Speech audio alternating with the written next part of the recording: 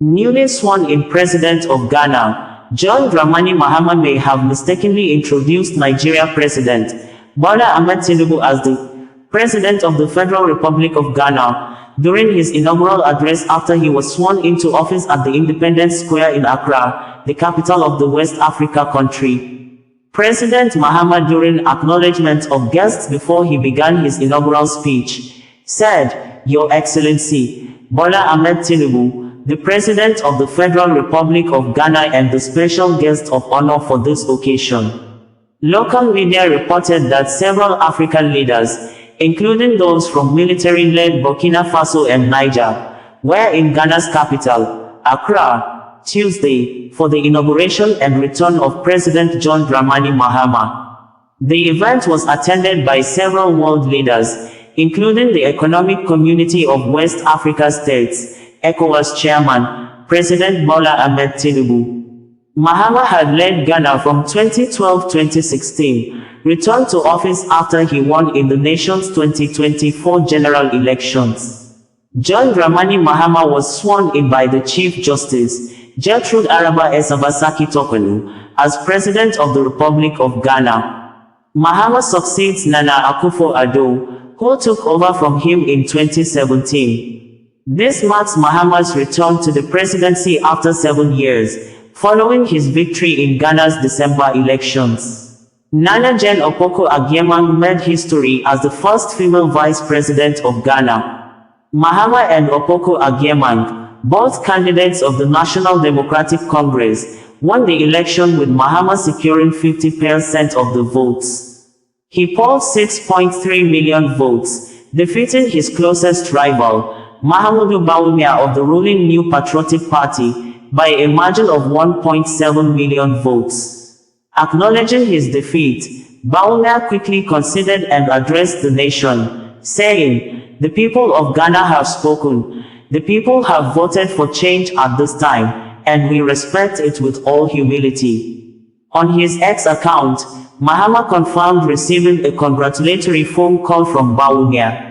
Mahama, 66, of the National Democratic Congress (NDC) party, beat Vice President Mahamudu Bawumia of the ruling New Patriotic Party (NPP). Nigeria President and the special guest of honor during the inauguration ceremony, Bola Ahmed Tinubu, while speaking at the occasion, said that President Mahama will bring positive change to Ghana. In a news release made available by the Nigeria President's spokesperson, Bayo Onanuga, President Bola Ahmed Tinubu remarked as presented below, "It is always good when a friend and brother can visit the home of a close neighbor to celebrate his success and progress with him. We celebrate African democracy today as Ghana and her beloved people mark the transition from one democratic government to another. This moment does more than symbolize another milestone in the evolution of Ghanaian democratic society.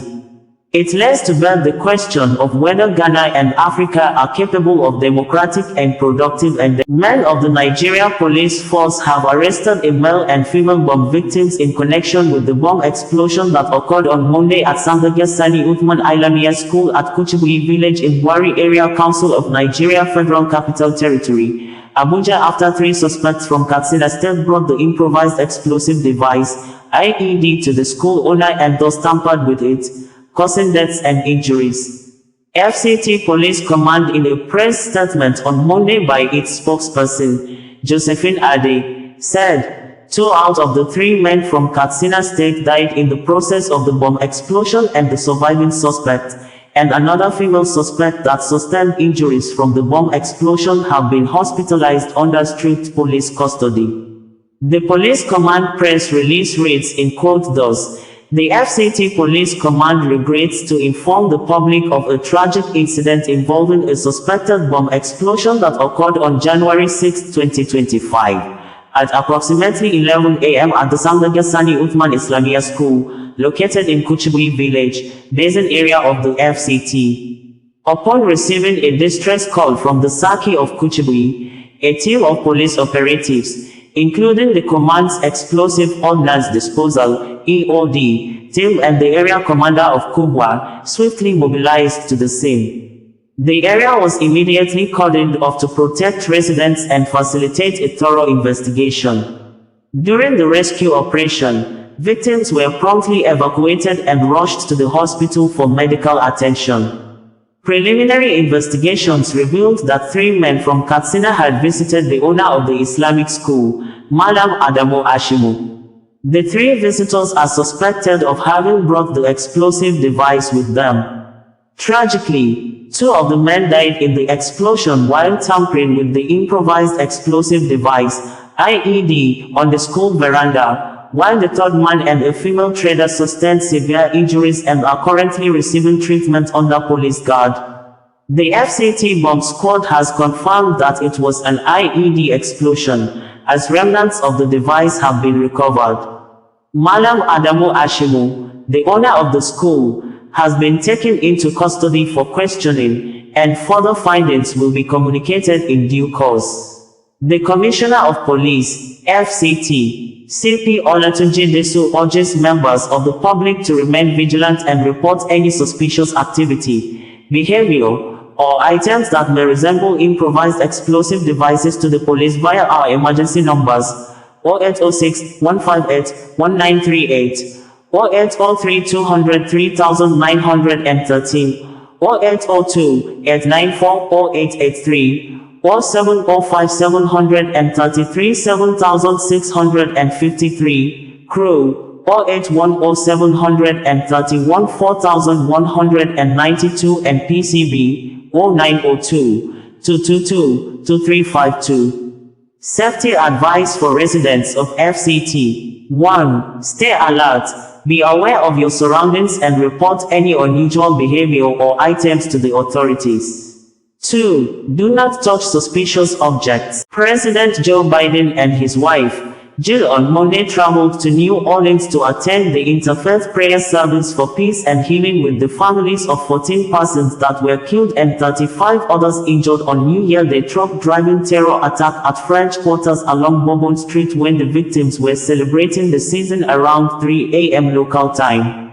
Federal Bureau of Investigation, FBI New Orleans Division, in a press statement few hours ago, called on anyone who may have information on the car terror suspect, Shamsuddin Jabbar, while the FBI updated the general public with a photo illustrations of Jabbar's movements leading up to the Bourbon Street terrorist attack. We are asking if anyone has information to help the investigation. Call 1800 CALB, FBI stated. Jill and I traveled to New Orleans to stand with a community defined by strength and resilience. To grieve, to pray, and let them know that America stands with them, and mourns with them, Joe Biden stated in a social media statement. It was also gathered that one of the survivors of the attack was a physically challenged person on a motorized wheelchair.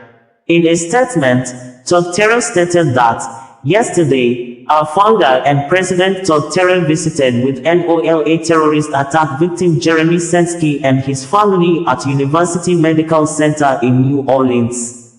Jeremy is a paraplegic and was on Bourbon Street when the terrorists struck him with a speeding truck, crushing his motorized wheelchair. United Cajun Navy and our partners worked to get Jeremy a new motorized wheelchair, as well as assist the family with expenses as they were visiting from Pennsylvania.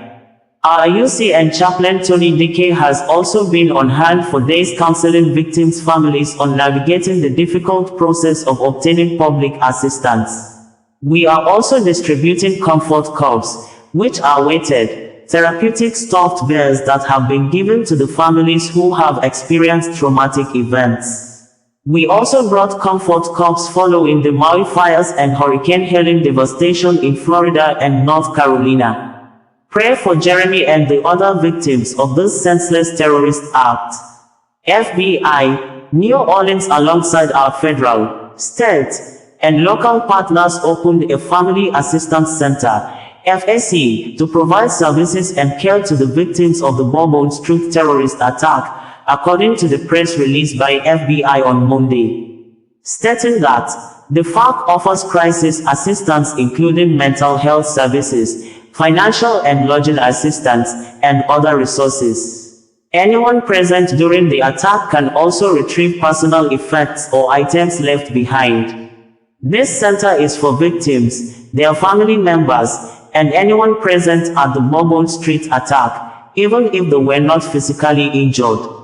The FSC will provide services from 11 a.m. up to 7 p.m., hours subject to change, at St. Martin de Porres Parish School at 5621 Elysian Fields Avenue. Victims can also visit fbi.gov/Bourbon Street Victims to Bringing you the news in a more digital way.